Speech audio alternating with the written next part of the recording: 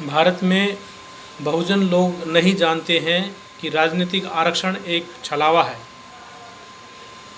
यहाँ सामान्य जाति के लोग भी नहीं जानते हैं कि भारत में राजनीतिक आरक्षण एक छलावा है।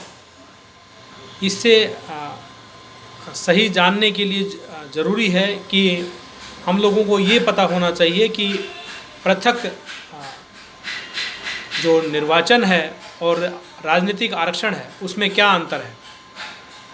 यह अंग्रेज़ों के द्वारा 1909 ईस्वी में सबसे पहले दिया गया था, जिसको हम सेपरेट इलेक्टोरेट के नाम से जानते हैं, अलग प्रतिनिधित्व जानते हैं, जिसके अंदर मुस्लिम लोगों को मुस्लिमों के द्वारा चुनने का अधिकार दिया गया था। और ये जो मुस्लिम लीग है उसके माध्यम से शुरू हुआ था। तो जब ये 1909 ईस्वी में शुरू हुआ, फिर इसको 1919 तक लेकर के आया गया, जिसके अंदर महिलाओं को वहाँ पर सेपरेट इलेक्टोरेट दिया गया, क्रिश्चियंस को, सिखों को और दूसरे अन्य लोगों को भी इसको दिया गया। लेकिन आज जो ये शेड्यूल कास्ट के लोगों को भी दिया गया, जो कि 1932 ईस्वी के अंदर दिया गया था, 16 अगस्त 1932 ईस्वी के अंदर दिया गया था। लेकिन ये जो है ये चेंज कर दिया गया था, इसका स्वरूप जो है वो चेंज कर दिया गया था, जिसको हम पूना पैक्ट के नाम से जानते हैं, जो कि पूना की यरोदा जेल के अंदर डॉक्टर भीमराव अंबेडकर और संविधान निर्माता डॉक्टर भीमराव अंबेडकर और मोहनदास करमचंद गांधी के बीच में हुए समझौते के कारण से हुआ था। वो जो था ये एक दुर्भाग्यपूर्ण था कि यहाँ पर उसको जो आरक्षण दिया गया वो सेपरेट इलेक्टोरेट नहीं था, वो यहाँ पर जॉइंट इलेक्टोरेट बनाया गया। और उस जॉइंट इलेक्टोरेट में जो सेपरेट इलेक्टोरेट जो था उसकी हवा निकाल दी गई। इसका अर्थ ये हुआ कि जो कठपुतली नेता बनने की जो शुरुआत है वो 24 सितंबर 1932 को हुई थी, जो कि बहुजन समाज काले दिवस के रूप में मनाता है।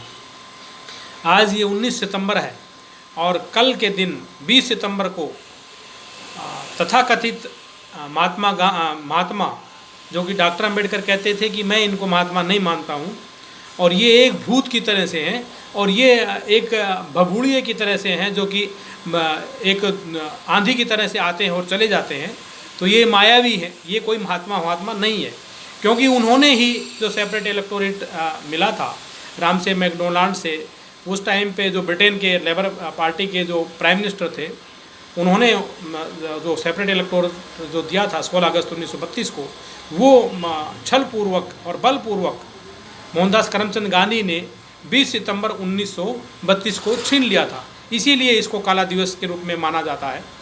आज हम देखते हैं कि महिलाओं के लिए भी आवाज़ें उठ रही हैं और महिलाओं को जो है आरक्षण देने की बात उठ रही है। लेकिन भारत के अंदर मेजॉरिटी में लोग नहीं जानते कि ये छलावा है, क्योंकि महिलाएं जिस महिला को अपना नेता मानेंगी वो महिला कभी भी विधानसभा या लोकसभा में चुन करके नहीं जाएंगी। ऐसे बदमाश किस्म के लुटेरे जो गुंडे जो पुरुष हैं यहाँ पर गिरोह बना करके आएंगे और वो ऐसी महिला को जिता करके भेजेंगे जो उनकी बात को मानेगी, जो महिलाओं को बात को नहीं मानेगी। महिला जरूर महिलाओं के अंदर पैदा हुई होगी, लेकिन वो महिलाओं की बात को न मान करके ऐसे गुंडे बदमाशों की, गांधीवादी लोगों की बात को मानेगी और विधानसभा में रखेगी। तो आप बताइए कि ये किस तरह से महिलाओं के लिए आरक्षण हुआ। महिलाओं के लिए तो आरक्षण तब होगा कि जो महिलाओं के द्वारा चुनी जाने वाली जो महिलाएं हैं वो वहाँ पर विधानसभा और लोकसभा में पहुँचेंगी। तो ये जो एक नाटक है भारत के अंदर, जो ये नेतृत्व की जो हवा निकाली गई है, ये आर्य बदमाशों ने निकाली है। और आर्य बदमाश जो लोग हैं आज भी भगवान देवता के नाम में पार्टी बना करके ये काम कर रहे हैं। आज गणेश चतुर्थी है, जिस महान आदमी ने, तथाकथित महान आदमी ने गणेश चतुर्थी की शुरुआत की थी, वो कहते थे कि जो ये पिछड़े जो समाज के जो लोग हैं ये संसद और विधानसभा में जाकर के क्या हल चलाएंगे। वो कहते थे कि तेली, तमोली और गुजर, अहीर, दूसरे जो बैकवर्ड क्लास के जो किसान जो लोग हैं, इनको संसद में नहीं जाना देना चाहिए। तो ऐसे लोगों ने ऐसे जो व्यक्ति ने इस गणेश चतुर्थी की शुरुआत की थी और आज भी लोग उसको पागल होकर के मनाते हैं कि जिस भगवान को आप बनाते हो उसको फेंक आते हो। तो ये कहाँ की विडंबना है, ये तो सब गोल गपोल है। तो इसलिए भारत के अंदर जो राजनीतिक जो आरक्षण है वो एक छलावा है, कठपुतली है। इसीलिए माननीय कांशीराम जी ने जिसके ऊपर पुस्तक लिखी हुई है चमचा युग, कि 1932 के बाद से 24 सितंबर 1932 के बाद से चमचा युग की शुरुआत हो गई थी। और यही कारण है कि आज जो शेड्यूल कास्ट के लोग चुन करके जाते हैं विधानसभा और लोकसभाओं में, वो पार्टी विशेष के प्रतिनिधि होते हैं, वो शेड्यूल कास्ट के प्रतिनिधि नहीं होते। वो पैदा ज़रूर शेड्यूल कास्ट के अंदर होते हैं, बैकवर्ड क्लास के अंदर होते हैं, महिलाओं के अंदर वो पैदा होंगी, लेकिन वो महिलाओं को प्रतिनिधित्व नहीं करती हैं। तो इस बात को गहराई से जानना बहुत ज़रूरी है। और भारत के अंदर जो लोकतंत्र है उसकी भावना को बचाना बहुत ज़रूरी है। लेकिन बताएगा कौन, क्योंकि यहाँ तो चारों तरफ बेईमान, झूठे, देशद्रोह, गद्दार लोग बैठे हुए हैं। वो ये कभी भी नहीं बताएंगे कि महिलाओं की प्रतिनिधि वो महिला बनेगी जिसको महिलाएं चाहती हैं। महिलाओं की प्रतिनिधि वो बनेगी जो कि यहाँ पर जो लुटेरे किस्म के, बदमाश किस्म के जो लोग हैं वो उसको जिता लेंगे, और वो उस महिला को जिता लेंगे जो सच्ची महिला का मुकाबला करेगी, लेकिन वो जीत नहीं पाएगी। तो इस तरह का जो ये छलावा है ये तब तक चलता रहेगा जब तक यहाँ पर लोग जगते नहीं हैं और इस महत्व को जानते नहीं हैं। तो यहाँ महिलाओं के लिए आरक्षण की ज़रूरत नहीं है। डॉक्टर भीमराव अम्बेडकर कहते थे कि महिलाओं को कि यहाँ पर जो यहाँ जो डिप्रेस्ड क्लासेस है उसके लिए ट्रू लीडर्स चाहिए। और राम से मैकडोनाल्ड जो कि ब्रिटेन के जो प्राइम मिनिस्टर थे उन्होंने भी इस बात को कहा, लेकिन यहाँ कांग्रेस पार्टी ने इसका पुरजोर विरोध किया और डॉक्टर अम्बेडकर को धमकियाँ दी, गालियाँ दी, और उनको ये कहा कि तुम्हारे झोपड़े जला देंगे, तुम्हारे लोगों को मारेंगे, पीटेंगे, वरना अगर तुम ये इसको वापस नहीं लेते हो सेपरेट इलेक्टोरेट को, और इसकी जगह पर ये तुम आरक्षणी जो व्यवस्था है, राजनीतिक आरक्षण की व्यवस्था नहीं करते हो, तो तुम्हारे साथ में हम बदसलूक करेंगे। डॉक्टर भीमराव अम्बेडकर को चारों तरफ से धमकियाँ दी गई, डराया गया, तब जाकर के उन्होंने मजबूरी के अंदर ये ज्वाइंट इलेक्टोरेट पे हस्ताक्षर किया, और वही ज्वाइंट इलेक्टोरेट आज महिलाओं को दिया जा रहा है। तो यहाँ के जो बुद्धिजीवी जो लोग हैं, जो देशभक्त लोग हैं, ईमानदार लोग हैं, उनको इस चीज़ को जानना ज़रूर चाहिए।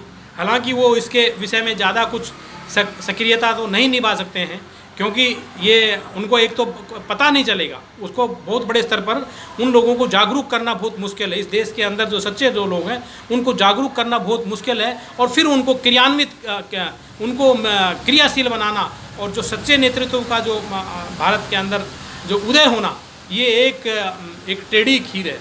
तो ये सारी बातें ज़रूरी हैं। और 20 सितंबर 1932 को जो काला दिवस के रूप में जो बहुजन समाज के लोग मनाते हैं, मूल निवासी समाज के लोग बनाते हैं, उसको जानना बहुत ज़रूरी है। और ये जानना ज़रूरी है कि भारत के अंदर जो प्रतिनिधित्व वाली जो राजनीति है उसका खात्मा 24 सितंबर 1932 को ही हुआ था। और आज चाहे ये बैकवर्ड्स के लिए हो, चाहे यहाँ पर शेड्यूल कास्ट के लिए हो, महिलाओं के लिए हो, तो उनके लिए सच्चे प्रतिनिधित्व का होना बहुत ज़रूरी है, ट्रू लीडरशिप का होना ज़रूरी है। और इसके लिए सब लोगों को जानना और उसके लिए प्रयास करना बहुत ज़रूरी है। और ऐसी ही पार्टियों को सत्ता में लाना ज़रूरी है जो सच्चे प्रतिनिधित्व की हिमायती हो। सबको जय भीम, जय भारत, नमो बुद्धाय, खुदा हाफिज़। मैं डॉक्टर RK बोध, सोशल एक्टिविस्ट, दिल्ली।